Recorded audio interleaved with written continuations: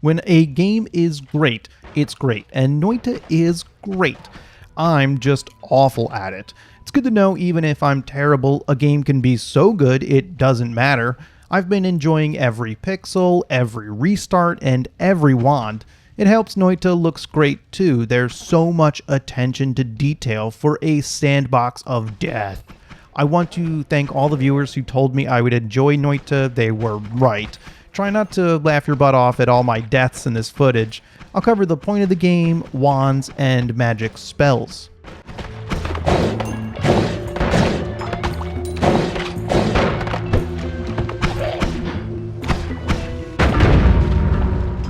So first thing you probably want to know is what the heck you're supposed to do in the game.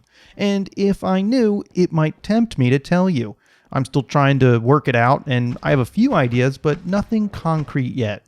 Noita is mainly about figuring it out as you go, exploring an unknown world where anything can happen. Yes, just about anything you think can happen will happen. The developers created the game with a bunch of systems, but they were only setting up the framework. There's no quest log, and very little direction what to do except when they show the player the controls. It's similar to how Spelunky creates exciting moments of the unexpected. They're completely different games, but Noita and Spelunky have very similar vibes. Partly since you're going to die a lot, and you better learn from your mistakes.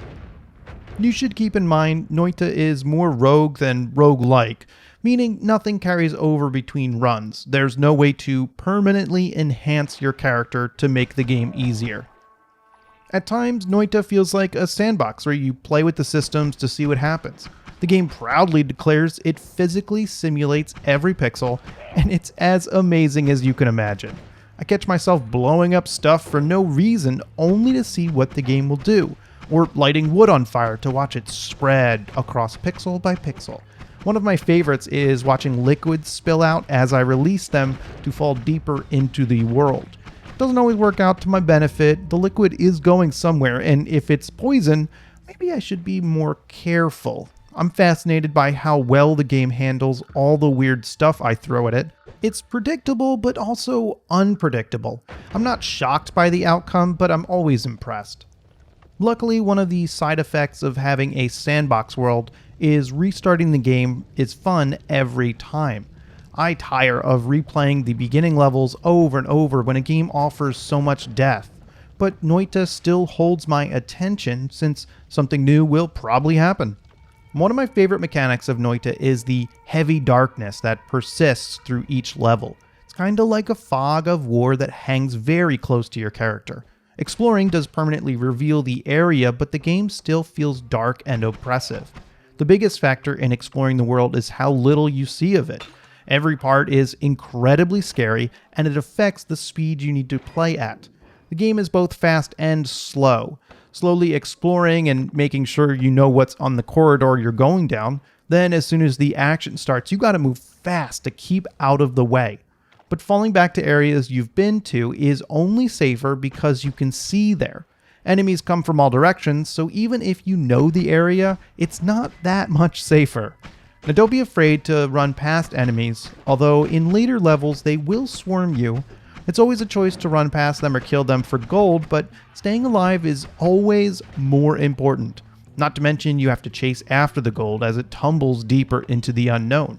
It's not like you can catch up to it later. The gold will disappear after some time. Before going any further, I have a small warning. What follows from this point on I will consider slight spoilers. However, I will not be explaining how to finish the game or anything super helpful to win, because I don't know how to, or even if you can win Noita. It's one of those games where everything is a secret until you experience it. If you're a player who likes a set of goals with hefty rewards, then Noita isn't the game for you. So going beyond this point in the video will increase your knowledge of the game, but not lower the levels of fun. By now you noticed you play as some kind of wizard. I'm guessing based on the robes and use of wands. The wands are bonkers. They're the most complicated mechanic of the game. You start off with fairly simple wands, but what they do is randomized each time you start. You will find more wands along the way, and who knows what the heck they'll do. They have randomized spells in them, so you have to pick them up to see what's going to happen. Adds even more chaos into the world, and it's all part of the learning process. Some wands are duds though. I can only laugh when I pick one up and I can't even imagine a use for it. The wands are only half the story, and I was kinda combining the two mechanics. Wands have stats, but they're only as good as the spells in them.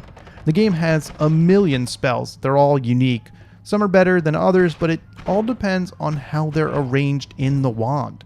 I found some terrible spells that surprise me later how useful they can be. It's always worth a shot to try whatever spells you can get your hands on. Not all the spells are projectiles, so some of them modify the other spells in the wand.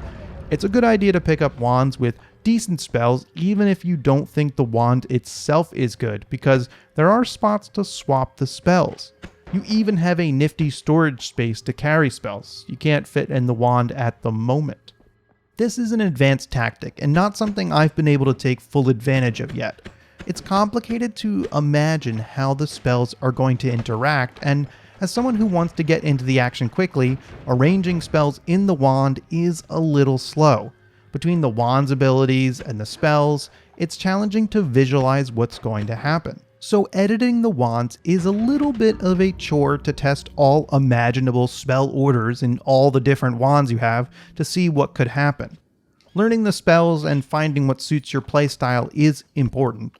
A good run comes down to having a suitable set of wands for as many situations as you can cover. Another impressive mechanic and a side effect of the game simulating all the pixels is how the wizard's robe will become saturated with liquids. Jump in a pool of water and now your robes are soaking wet. They will now give you a little bit of fire resistance. It ends up being extremely handy in most situations, unless you get covered in something you don't want to. If you find yourself in that situation, then either jump in a pool of water or blood. The other choice is using the water you're carrying around to douse yourself to get clean. I love squirting all the potions. Those pixels are great. You can even use it to put out a fire. Impressive game programming. There's one last factor that comes into play.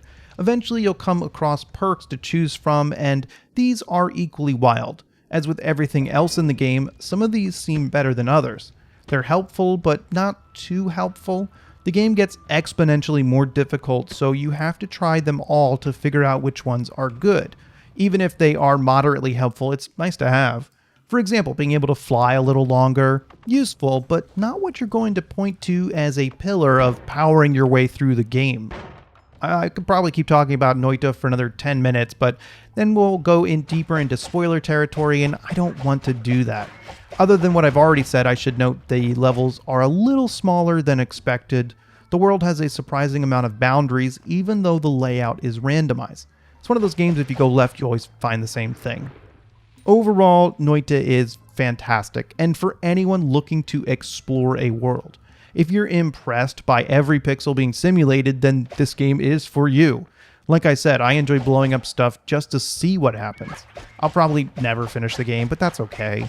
I'll forever question myself if I only did this, or what if that happened? I could have survived.